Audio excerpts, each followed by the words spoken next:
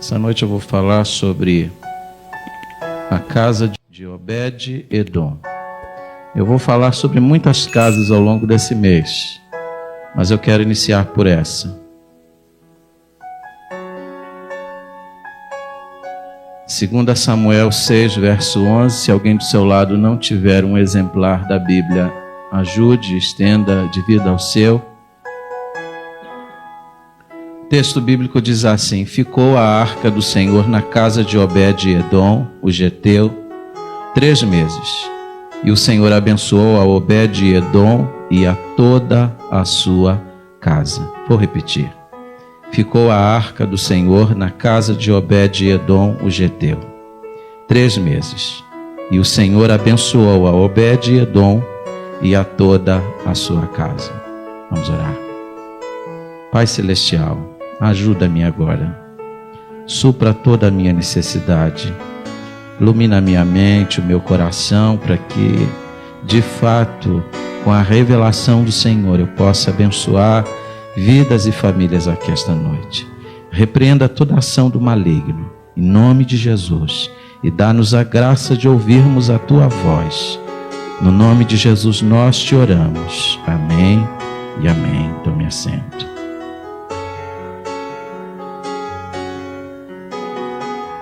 O texto de 2 Samuel 6, verso 11, ele é repetido mais uma vez na Bíblia.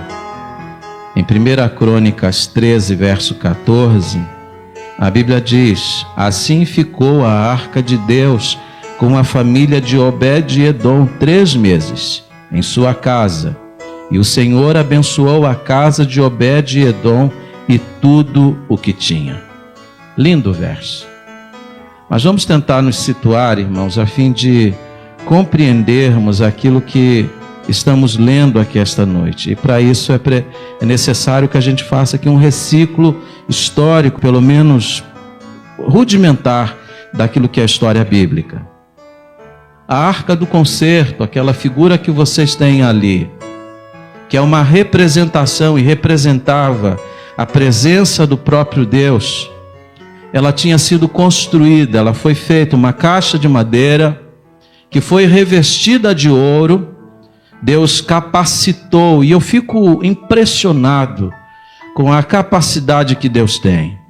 No deserto, Deus capacitou homens, ourives, que tiveram a capacidade artística de trabalhar o ouro e revestir essa caixa de madeira, e fizeram uma beleza como aquela em pleno deserto.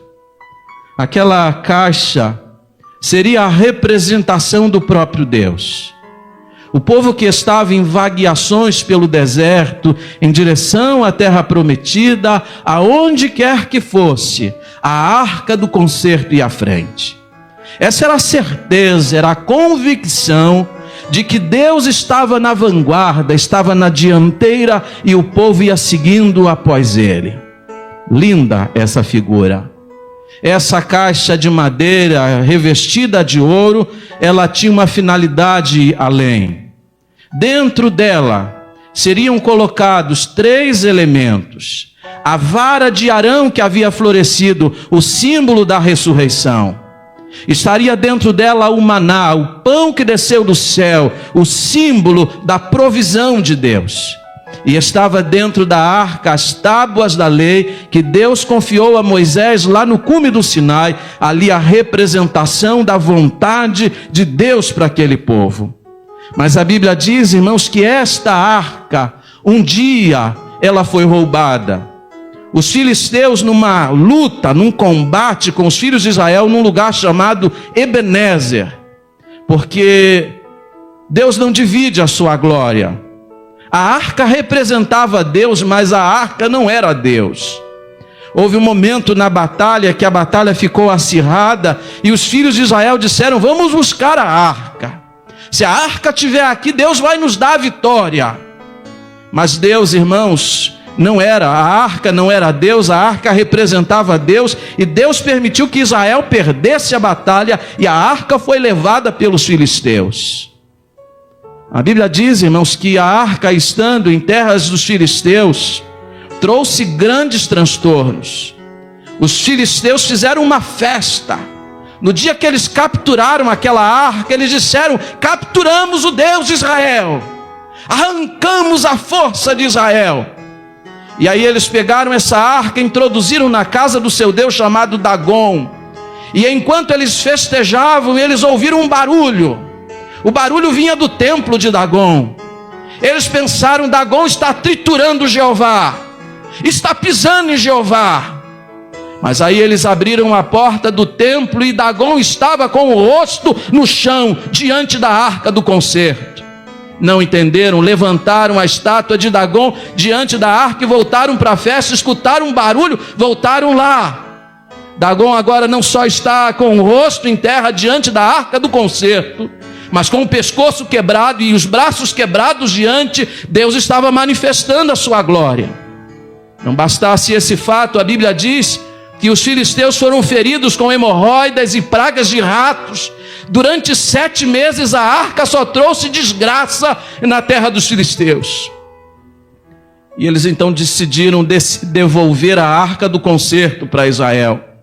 Mandaram fazer uma carroça nova, colocaram a arca do concerto sobre ela, e sem ninguém conduzindo disseram: vamos ver o que acontece. E sabe o que é interessante? A arca do concerto, os bois que guiavam a carroça foram na direção de Israel. Deus guiou aquela carroça até lá.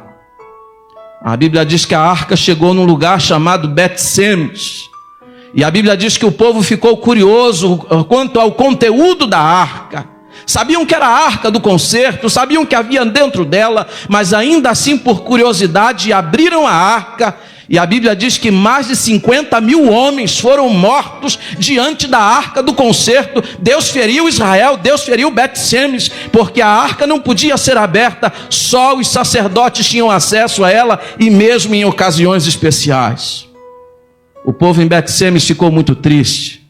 Mais de 50 mil homens tinham morrido. E a Bíblia diz então que essa arca do concerto foi para a casa de um homem chamado Abinadab.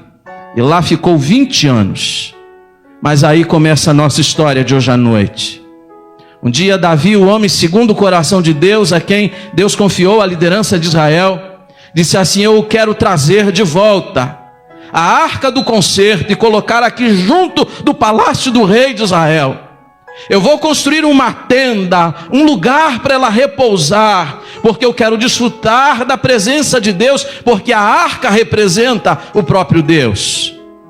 E a Bíblia diz então que Davi mandou fazer uma carroça nova e encomendou que os 2 filhos de Abinadab, Aiô e Uzá, guiassem a carroça lá de Bet-Semes, na casa onde estava em Jearim, irmãos, perdão, lá da onde estava a casa de Abinadab, até Jerusalém. Há 3 coisas em Davi que a gente precisa ver nesse aspecto e nesse momento da história. O primeiro desejo que ele tinha de estar perto da arca do concerto, isso é louvável. Ele, antes de trazer a arca e antes de construir aquela tenda junto do palácio, ele estabeleceu um propósito. Ele disse que os levitas de Israel, 24 horas por dia, divididos em turnos, iam louvar a Deus diante da arca do concerto. Mas numa coisa ele falhou, irmãos. Ele tentou imitar os pagãos. Ele lembrou que os filisteus fizeram uma carroça nova e ele fez uma carroça nova para conduzir a arca do concerto. Mas nós não podemos imitar os pagãos nos seus costumes, mesmo quando há intenção boa dentro do nosso coração. Não me convidem para show evangélico.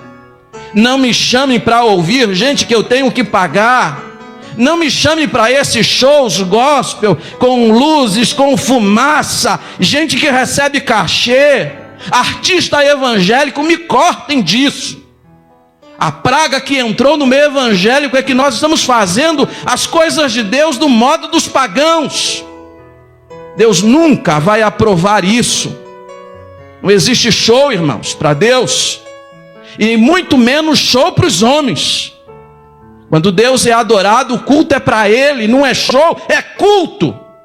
Me chamem para um culto, eu vou estar lá. Me chamem para show e eu estou fora. Porque Deus não aprova isso. O erro de Davi foi que ele quis fazer como os pagãos. Ele esqueceu que havia toda uma lei, toda uma legislação. A arca do concerto tinha que ser levada nos ombros. Vocês estão vendo aquela argolas, era colocada aquelas hastes de madeira, e os levitas então apoiavam aquelas hastes, as pontas delas, sobre os ombros e conduziam. Mas há uma lição aí preciosa. Já agora nós carregamos a cruz, e naqueles dias os levitas levavam a arca. Sempre, em toda a história, alguma coisa pesa sobre os ombros. Quando a gente quer ficar leve, e era muito mais rápido, era muito mais cômodo colocar numa carroça que vai chegar mais rápido, mas não era esse o modo de Deus, e Davi tinha que seguir o modelo de Deus.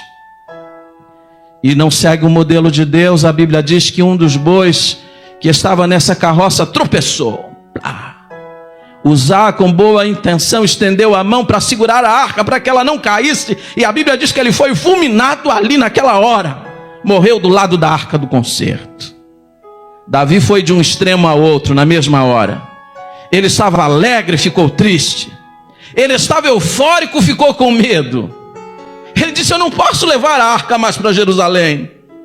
Como é que eu vou levar? Deus está ferindo, está matando gente. E aí surge a história dessa noite. Onde vai ficar a arca do concerto? Em que lugar nós vamos colocar a arca do concerto? Alguns pensam que Davi fez uma pergunta: quem aqui deseja guardar a arca do concerto na sua casa? Há outros que imaginam que Davi, como rei, deu uma ordem para que alguém levasse a arca para sua casa.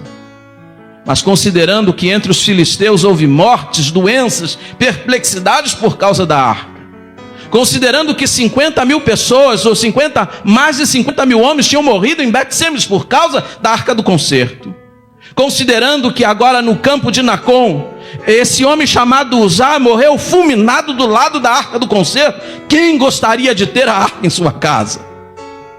Até Davi estava com medo. Nem Davi queria naquele momento, porque ele não sabia como lidar com a arca do concerto. E aí surge um personagem chamado Obed-Edom. Seja por obediência ao rei, seja por submissão a Deus, ele desejou ter a arca do concerto dentro da sua casa. Irmãos, Flávio Joséfo diz que Obed-Edom era um homem muito pobre, que vivia numa casa muito pobre, à beira do caminho.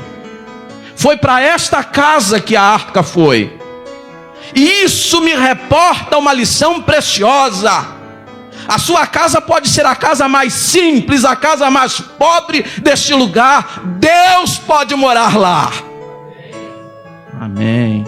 Deus não olha para o tamanho da casa, nem para a beleza estética dela, para o luxo dos móveis. O que Deus quer é um coração que deseja a presença dEle. A arca foi colocada numa casa simples e muito pobre, à beira do caminho. Havia outro problema.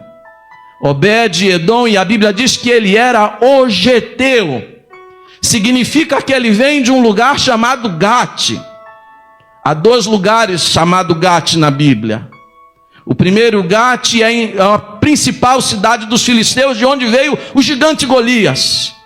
Poderia ser, e a maioria dos historiadores acreditam que ele vem de lá. Ele é filisteu, convertido ao Deus de Israel, mas ele vem de lá. Há outros que pensam que ele vem de Gat-Jearim, um lugar onde vivia descendentes da tribo de Dan. Então ele seria um levita, sem nenhum tipo de honra. Ele estava ali naquele lugar. A questão é essa: ou Deus vai para a casa de um homem que é um filisteu convertido, ou Deus vai para a casa de um levita sem honra. Mas a Bíblia diz que a presença de Deus ali fez toda a diferença. Quais são as lições que Obed-Edom nos ensina? A primeira: ele se dispôs, somente vocês, Davi deve ter proclamado: quem deseja ter a arca do concerto na sua casa? Quem teria coragem para tanto, se até Davi estava com medo da arca? Milhares de pessoas já tinham sido feridas e mortas diante da arca do concerto. Mas Obed-Edom não se importou com nada disso. Ele não abriu mão desse privilégio. Muita gente deve ter apresentado desculpas. Davi, eu não vou levar porque eu tenho filhos pequenos, e vai que inadvertidamente eles vão lá e tocam na arca, aí morrem. Alguém pode ter dito: olha, eu sofro de sonambulismo, vai que de noite eu acordo assim e pum, toco na arca e catapum. Outros poderiam dizer: olha, eu tenho medo, ela é revestida de ouro, os filisteus já roubaram uma vez, tenho medo que roubem a arca da minha casa, eu não vou levar. Mas esse homem chamado Obed-Edom tinha 8 filhos e tinha muitos netos. Ele disse: eu quero a arca do concerto na minha casa. Irmãos, ele ia ter que fazer mudanças estruturais na sua casa. Ele ia ter que chamar os filhos e ensinar: olha, vocês não podem tocar porque representa a Deus. Agora, todas as vezes que nós passarmos diante, nós temos que orar ao Senhor, prestar reverência a Deus, porque esta arca representa a Deus dentro da nossa casa. O próprio Obed-Edom deveria agora ficar mais tempo dentro da sua casa.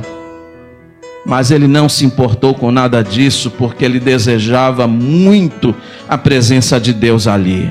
Todo sacrifício valeria a pena para ter a presença de Deus junto dele.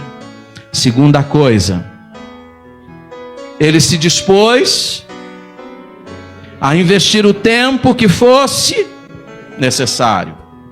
Ele não sabia por quanto tempo a arca ficaria em sua casa, mas ele sabia que seria por pouco tempo. Davi ainda estava estudando uma solução para aquele intrincado problema: como transportar a arca sem que ninguém morra por causa dela. E ele sabia que ia chegar um dia em que Davi ia encontrar a solução e viria buscar a arca do concerto. Mas fosse por muito tempo ou por pouco tempo, ele não estipularia tempo para ter a arca em sua casa. A única coisa que ele desejava era investir tempo próximo a ela. Todo tempo valeria a pena. Mas agora olhem para mim, veja que coisa interessante. A arca do concerto esteve por 20 anos na casa de Abinadab. E a Bíblia não diz a respeito, absolutamente nada a respeito do que aconteceu na casa dele. Não houve morte, mas também a Bíblia não fala em bênção alguma. A arca só esteve lá guardada. Mas quando a Bíblia diz que a arca do concerto esteve na casa de Obed-Edom durante 3 meses, a Bíblia diz que Deus abençoou tudo na sua casa. Todas as coisas de Obed-Edom foram abençoadas. E quando a Bíblia diz tudo, eu fiquei pensando o que a Bíblia está dizendo, e eu pensei: Deus abençoou o casamento dele, Deus abençoou os filhos dele, Deus abençoou os negócios dele, Deus abençoou a saúde dele, porque Deus abençoou tudo na casa dele. A presença de Deus é abençoadora, irmãos. Agora, por que será, irmãos, que em determinados lugares a arca levou morte e doença? Por que será que em alguma situação a arca foi neutra, nem abençoou, nem amaldiçoou? Por que será que Uzá foi ferido de morte simplesmente por tocar, e ele só queria segurar para que ela não caísse? E justamente na casa de Obed-Edom, Deus abençoa de uma forma extraordinária. Por que será? Eu fiquei me perguntando isso, e me ocorreram 3 respostas. Primeiro, porque na casa dele a arca não era amuleto. Israel tentou usar a arca como um amuleto na guerra e perdeu a guerra. Os filisteus capturaram a arca como amuleto porque pensaram: agora capturamos o Deus de Israel e nós vamos vencer. E eles foram feridos durante 7 meses. E eles entregaram essa arca, devolveram essa arca com pavor.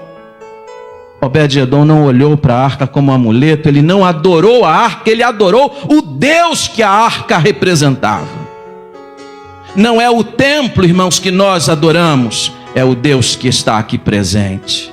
Não é este livro que nós adoramos, nós louvamos a Deus pela mensagem que há nele. Nós não reverenciamos coisas, mas reverenciamos o Deus que elas representam.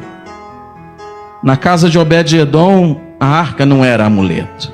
Segundo, porque eles mostraram devida reverência diante da arca, porque sabiam o que ela representava. Eles tinham noção de que Deus estava presente dentro daquela casa. Imagina as casas na Palestina naqueles dias tão pequenas, 8 filhos, muitos netos. Durante 3 meses só gerou bênçãos. Terceiro, porque eles colocaram a arca do concerto em lugar de destaque naquela casa.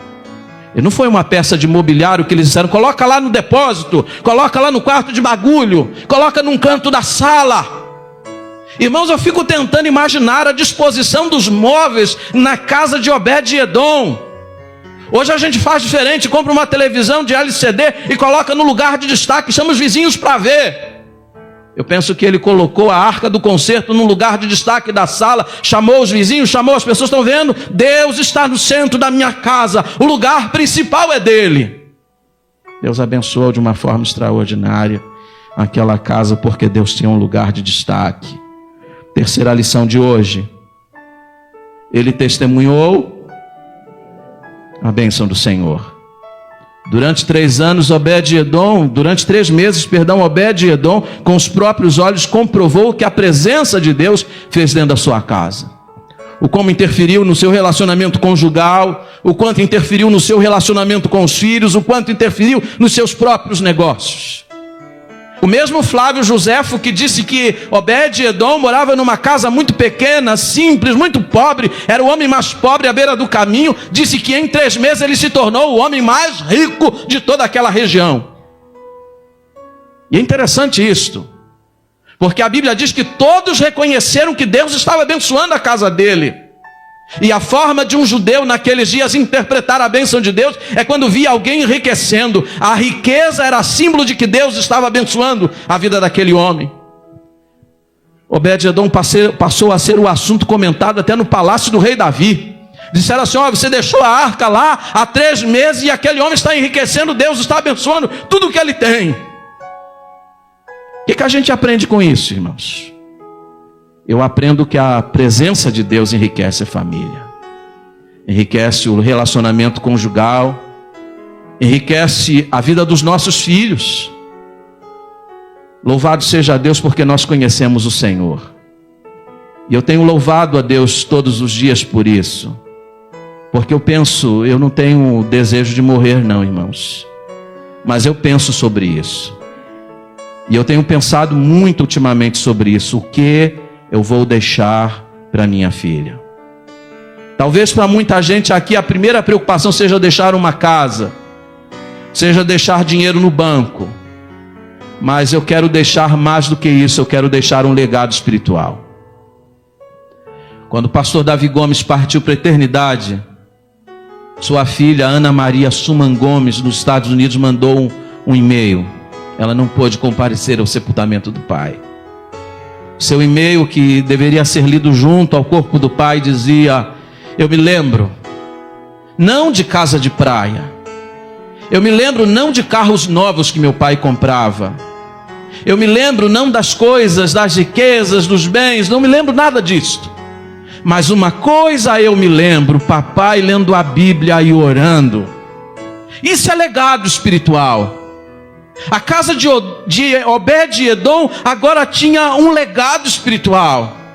Os filhos lembrariam do dia em que o seu pai abriu a porta de casa e envolveu toda a família num projeto que significava ter a presença de Deus no centro do lar. Essa lembrança ninguém apaga. Seus filhos daqui 20, 30 anos não vai lembrar o carro que você tinha hoje.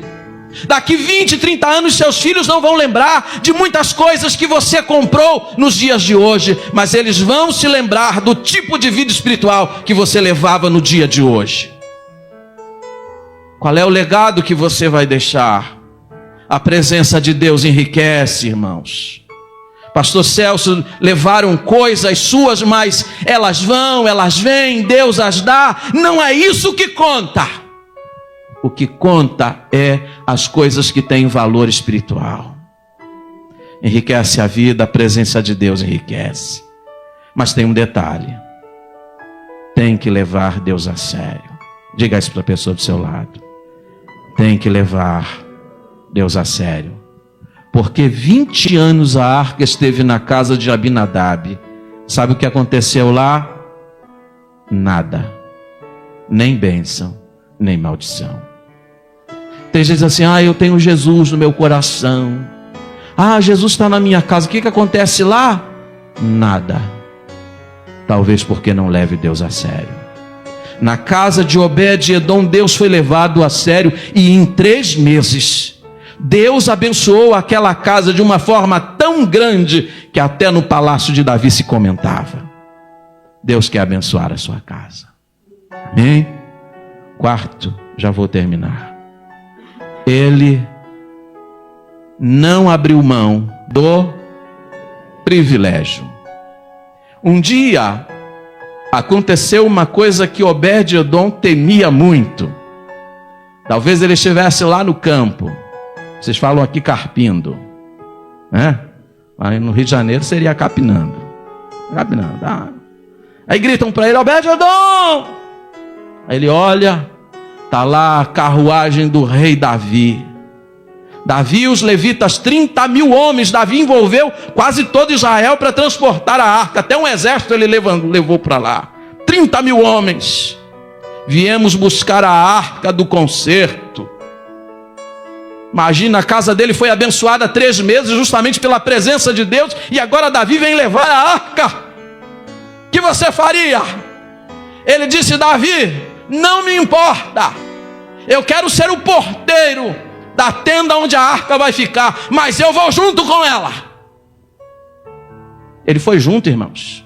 Pegou os filhos, pegou os netos, colocou todo mundo e vamos para Jerusalém, porque longe de Deus nós não podemos ficar. A Bíblia diz, irmãos, que Obed-Edom foi colocado primeiramente como porteiro, porque ele deve ter pensado assim, nem que seja por uma fresta da porta, mas eu vou querer ficar olhando para a arca, eu quero ter Deus perto de mim. Agora veja que coisa interessante. 1 Crônicas 15, 24, Obed-Edom é colocado como porteiro do templo. 1 Crônicas 16, 4, ele é colocado como músico que tocava harpa diante da arca do concerto. Tocava harpa, irmãos, aprendeu até tocar harpa. Quando a gente quer, aprende. Que sirva isso de lição para o pastor Glauco. Tentei aprender violão, irmão, não aprendi nada. 1 Crônicas 16, 38. Obed-Edom aparece como um dos líderes, ou o líder de 68 levitas que serviam diante da arca do concerto.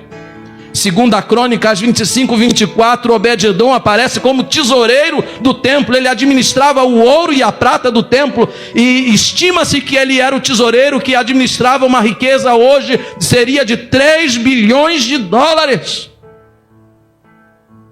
Como é que... O homem outro dia era ninguém. Outro dia morava numa casa caindo nos pedaços na beira do caminho. Era um filisteu relegado lá, um segundo plano. Mas ele desejou tanto a presença de Deus, que Deus abençoou a sua casa, e Deus lhe abriu oportunidade de serviço, e ele agora adorava o Senhor como um dos principais do templo, da casa do Senhor. Sabe o que isso quer dizer para mim e para você? Não existe coisa melhor e mais preciosa do que a presença de Deus. Nós temos que desejar a presença de Deus na nossa vida e na nossa casa. Se Deus estiver na sua casa vai ser uma casa abençoada. Diga isso para a pessoa do seu lado.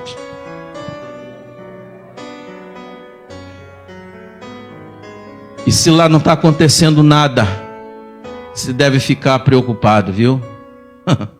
Tem que botar uma interrogação atrás da orelha, né, Mauro? Não está acontecendo nada. Deus está aqui? 3 meses na casa de Obed-Edom, o homem era pobre demais. Estou dizendo que você vai ficar rico, não. Mas eu lhe garanto que a presença de Deus vai enriquecer sua família. Seus filhos vão ser enriquecidos espiritualmente. O seu casamento vai ser enriquecido. Todas as coisas suas vão mudar, porque Deus vai estar lá. Para eu terminar, projeta para mim. Deus abençoou a sua casa por 3 meses. A Bíblia diz quanto tempo. Ele abriu a porta da casa, envolveu toda a família naquele projeto, se submeteu às regras de Deus que estavam contidas dentro da casa, e por 3 meses Deus abençoou sobrenaturalmente aquela casa. Agora olha para mim, imagina se fosse pela vida toda. 3 meses só, irmãos. Agora imagina se ele fosse assim, não, essa arca vai ficar aqui para sempre. Você não precisa ter a presença de Deus só por 3 meses. Você pode ter a presença de Deus pelo resto da sua vida. Basta você desejar a presença de Deus na sua casa. Segundo, Deus abençoou a sua casa e a bênção se tornou notória. Quem passava lá olhava assim, nossa, essa casa mudou, essa família mudou. Sabe o que aconteceu com eles? Deus está dentro da casa deles. Quando Deus está dentro da nossa casa e a bênção dele está lá, não há como não perceber essa presença. E aí eu fico pensando naquelas pessoas assim, puxa vida, quando Davi perguntou quem queria, eu podia ter falado que eu queria, agora só que eu abri mão. Eu abri mão da presença de Deus e eu abri mão da bênção dele. Quero lhe dizer uma coisa, você não precisa abrir mão essa noite. Você pode abrir o seu coração e dizer, eu quero a presença de Deus. Quero Deus na minha vida e quero Deus dentro da minha casa. E eu lhe garanto, não vai ser só por 3 meses que Deus vai te abençoar. Deus vai abençoar a sua vida para sempre. Deus vai abençoar a sua casa a partir de você. Mas uma coisa fique clara, você precisa desejar a presença de Deus. Curvem as vossas frontes, por favor, todos vocês. Eu quero perguntar aqui neste lugar hoje à noite, há alguém em cuja vida, em cuja casa, alguém que ainda não percebe a presença de Deus e a deseja? Você quer a bênção do Senhor que é decorrente da presença dEle? Você quer dar um lugar de destaque para Deus no seu coração e no centro da sua casa? Hoje não vai ser uma caixa, mas o Espírito Santo morando no seu coração. Hoje Jesus pode ir com você dentro do seu coração para a sua casa e você vai ver o que a presença de Deus é capaz de fazer. Há alguém aqui essa noite que abre o seu coração e diz, eu quero receber o Senhor no meu coração. Se você ainda não é crente, mas quer tomar essa decisão, levanta bem alta a sua mão e abaixa. Deus te abençoe, pode abaixar. Há uma segunda vida neste lugar, diz, eu quero, pastor, mais do que tudo, mais do que ouro e prata, eu quero a presença de Deus na minha vida e na minha casa. Se você quer receber o Senhor agora, levanta bem alta a sua mão e abaixa, eu quero orar por você. Em nome de Jesus, pode abaixar. Há alguém aqui que está afastado, excluído da casa do Senhor e sabe o quanto custa não ter a presença de Deus, mas deseja a presença de Deus na sua vida, deseja gozar da presença dEle mais do que qualquer outra coisa neste mundo. Se você está afastado da igreja, mas quer voltar à comunhão e desfrutar da presença de Deus, levanta bem alta a sua mão e abaixa, eu vou orar por você. Em nome de Jesus nesse santuário. É preciso querer, é preciso querer, é preciso desejar. Você deseja? Levanta bem alta a sua mão e eu vou orar por você. Agora eu vou fazer uma terceira pergunta. Essa é para os crentes que estão aqui. Você tem sentido a presença de Deus na sua casa? Você tem convicção de que Deus está tomando lugar de destaque dentro da sua casa? Há quantos meses você não vê a bênção de Deus dentro da sua família? Será que vocês estão levando Deus a sério? Você quer dizer, Senhor, mais do que tudo, mais do que nunca, eu quero a presença do Senhor na minha casa. Eu quero a bênção do Senhor dentro da minha casa. Eu quero que a bênção do Senhor alcance meus filhos, minha esposa, meu casamento, a nossa vida em todos os aspectos. Quantos crentes estão aqui gostariam de dizer isso para Deus? Levanta bem alto a sua mão. Deus abençoe. Deus abençoe. Deus abençoe. Deus abençoe. Deus abençoe. Louvado seja Deus.